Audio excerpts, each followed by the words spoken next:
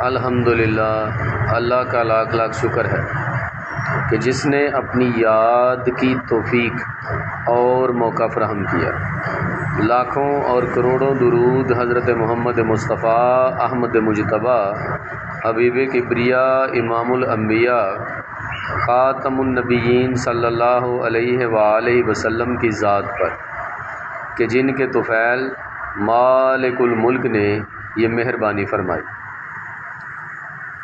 آج ایک مرید نے سوال کیا کہ حضرت یہ بتائیں کہ اللہ والوں کے بظاہری حالات جو ہیں وہ ٹھیک کیوں نہیں ہوتے؟ تو آج اس سوال کا جواب دینے کی کوشش کریں گے۔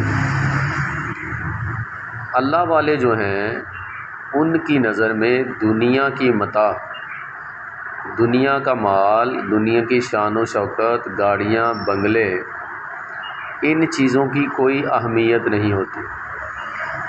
ان کے دل سے دنیا کی ہرس، لالچ، طمع جو ہے، ماسوا جو ہے وہ جل کر راکھ ہو چکا ہوتا ہے۔ انہیں صرف ایک ہی لگن ہوتی ہے کہ وہ کس طرح نبی کریم صلی اللہ علیہ وآلہ وسلم کے قدموں میں جگہ حاصل کر سکیں گے اور کس طرح اللہ کا قرب جو ہے وہ حاصل کر سکیں گے۔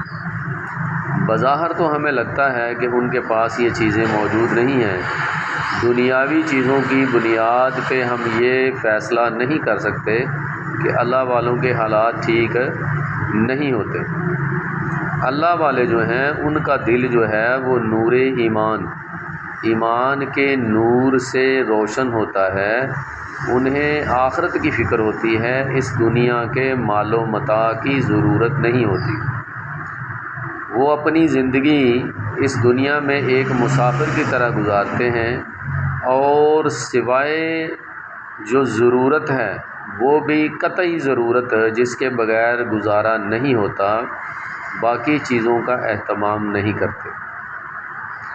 اللہ والوں کی نظر میں ہمیشہ اللہ ہی ہوتا ہے اور اللہ کے رسول ہوتے ہیں۔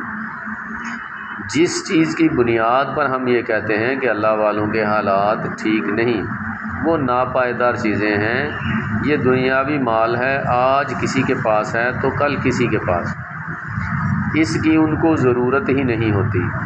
دنیا کے سارے خزانے جو ہیں وہ اللہ والوں کے قدموں میں ہیں، لیکن انہیں اس کا کوئی لالچ نہیں۔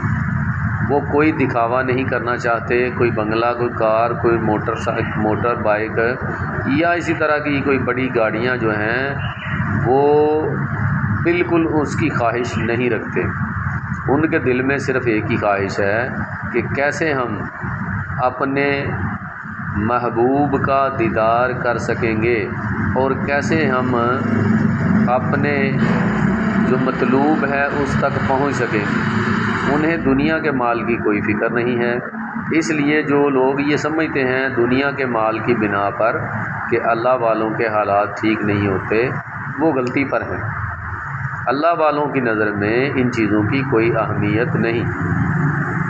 انہیں تو بس آخرت کی فکر ہے اور وہ آخرت کی تیاری اور اپنے مراتب کے حصول میں لگن میں لگے رہتے ہیں۔ ان کی لگن ایک ہی ہے کہ وہ کس طرح اپنے یار کو راضی کر لیں، کس طرح اپنے محب جو ہے کس طرح اپنے محبوب کو راضی کر سکتا ہے۔ ان کی لگن یہی ہے، کس طرح وہ رسول کریم صلی اللہ علیہ وسلم کے قدموں تک پہنچیں گے اور کیسے اللہ کی ذات جو ہے وہ ان سے راضی ہو جائے۔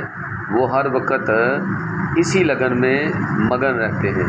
اس لیے یہ کہنا دنیاوی مال جو ہے اس کی بنیاد پر کہ اللہ والوں کے حالات جو ہیں وہ ٹھیک کیوں نہیں ہوتے یا ٹھیک نہیں ہوتے، اللہ والوں کے حالات ہمیشہ درست ہوتے ہیں۔ صرف یہ دنیاوی چیزوں کو وہ اہمیت نہیں دیتے۔